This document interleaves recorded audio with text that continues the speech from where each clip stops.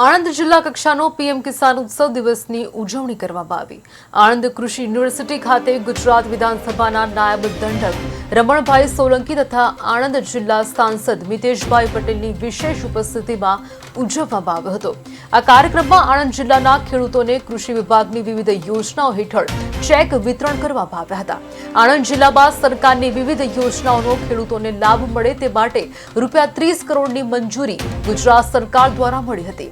આ પ્રસંગે જિલ્લા પંચાયત પ્રમુખ હસમુખભાઈ પટેલ, જિલ્લા ભાજપ પ્રમુખ સંજયભાઈ પટેલ, પેટલાદ વિધાનસભાના ધારાસભ્ય કમલેશભાઈ પટેલ, ખંભાત વિધાનસભાના ધારાસભ્ય ચિરાગભાઈ પટેલ તથા કલેક્ટર, જિલ્લા વિકાસ અધિકારી, કૃષિ યુનિવર્સિટીના વાઇસ ચાન્સેલર તેમજ મોટી સંખ્યામાં જિલ્લાના ખેડૂતો આગેવાનો ઉપસ્થિત રહ્યા હતા।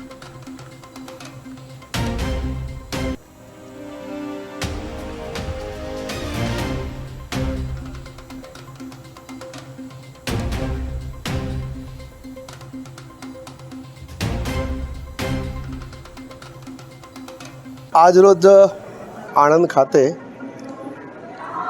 પ્રધાનમંત્રી કિસાન ઉત્સવ તરીકેનો આજનો આ કાર્યક્રમ છે।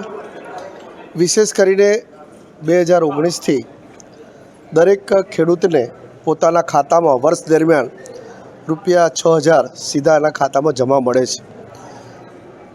સમગ્ર દેશમાં, ગુજરાતમાં અને આણંદ જિલ્લાના તમામ ખેડૂત ખાતેદારોને આજે 20મા હપ્તા તરીકે પોતાના ખાતામાં ₹6000 આ દેશના વડાપ્રધાન શ્રી મોદી સાહેબ વારાણસીથી આ કાર્યક્રમને લોન્ચિંગ કરી અને ખેડૂતના ખાતામાં સીધા જમા કરશે। આજના આ વિશેષ આ કાર્યક્રમને એક ઉત્સવ તરીકે ઉજવવામાં આવ્યું છે।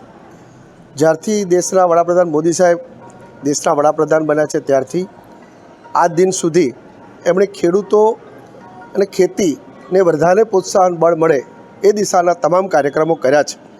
વિશેષ કરીને ગુજરાત સરકારે પણ એમના સહયોગી બની અને એનું નેતૃત્વ કર્યું છે। ગુજરાત સરકાર પણ ખેડૂતલક્ષી અનેક યોજનાઓ થકી સતત ખેડૂતોની ચિંતા કર્યું છે અને આજે આપણે સૌ જોઈ રહ્યા છે કે સૌથી વધારે ગ્રોથ જે ખેતીમાં વધારે આપણને મળી રહ્યો છે એનું પણ વિશેષ આધાર સરકારશ્રીની કરેલી કામગીરીના આધારિત છે। સાથે સાથે ખેડૂતોએ પણ આ દિશામાં નવતર પ્રયોગો, વૈજ્ઞાનિકોની શોધખોળોને પણ પ્રાયોરિટી આપીને કામ કર્યું છે।